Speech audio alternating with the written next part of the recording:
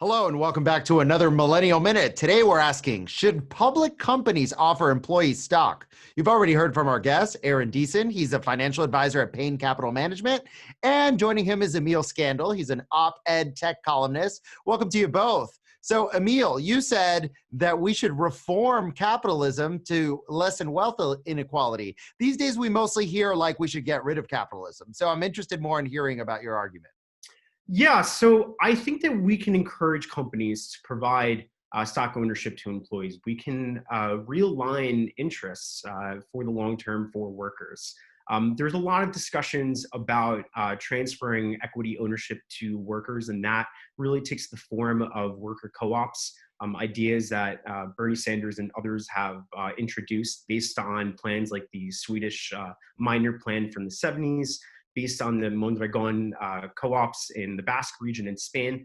But there are ways that we can do this pretty easily that will work. And that's really incentivizing companies through the tax code. Unfortunately, ideas like that really don't get enough attention. There's been a bill pending in the Senate and the House to make it easier for S-corps to provide ownership to their employees. And unfortunately, it has been sitting around and it hasn't been doing much. I would love to see a shift in policy discussions towards tax incentivization as opposed to a complete overhaul or a redevelopment of an economic system. Yeah, Aaron, do you agree with Emil? Like, can we really change capitalism to help more people and be a more inclusive, system?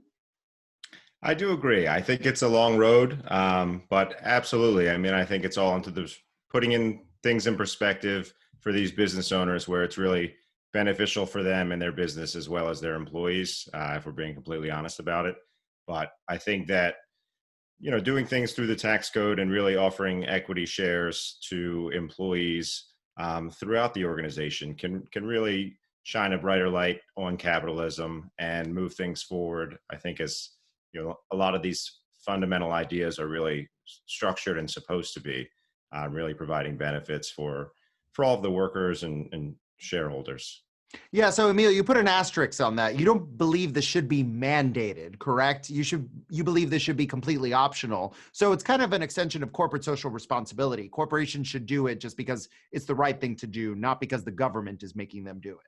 I think it's not really CSR. I think it's more about them doing it because it's going to create a better culture and it's going to increase worker productivity, right? So worker co-ops, they're not popular here in the US. There are a number of reasons why. There's a professor at the University of Alabama, Jim Brown, who's basically said that they're not popular because the legal complexity here in the US doesn't allow it for it to be popular. And they're not really that well known. But the thing about worker co-ops is that there's a 9 to 19% worker productivity increase. So I think there is somewhat of an argument to say that when workers are invested in the company that they're building, they're gonna produce more output. Yeah, Aaron, that's really interesting. I think one of the problems with our society, whether you're liberal or conservative now, is that people who don't have any ownership of something, whether it's a house or a piece of the company they work for, feel like they don't really have a lot of skin in the game and don't really have a lot to lose. And their behavior fundamentally changes as consumers or citizens, et cetera. Absolutely. I mean, think about the ownership stake. I was reading about Tesla's stock incentive programs, and before COVID, they were offering $20,000 in restricted stock that was vesting over 3 years to their employees. Some of their top engineers and people that have worked their way up through the company over the years, and obviously due to Tesla's stock performance, are now millionaires on paper.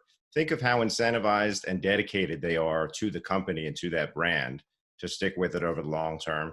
You're talking about increased productivity, lower turnover, and you can really those talented people that you're looking for in the organization will really rise to the top, and that's a great way to keep them in the organization. So, Emil, last question here because we're almost out of time, but why don't we hear more of these conversations coming from the left? Why do we hear a lot of, we just have to just burn down the house instead of maybe renovating it? And of course, I'm referring to capitalism here.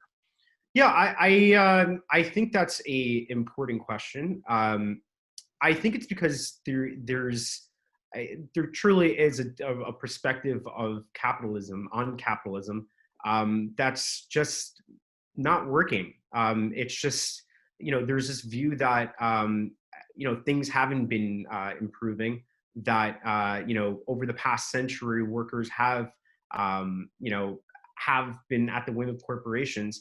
And I don't think that's necessarily the case, right? Like, we have seen poverty rates decline tremendously, literacy rates go up. There's a quality of life that we've never seen before. So I think the fact matter is that the left really believes, the far left actually really believes in the fundamental shift in the entire economic system. And that's socialism, right? But there's a difference between socialism and social democracies, right? Or economic democracies. And so those discussions don't get introduced because they're advocating for the more extreme version of employee ownership. Well, thank you both for your time and for this very spirited and important conversation. Thanks for having us. Thank you. And thank you all for watching. Follow us at Bold TV on the social media channel of your choice. Have a great day.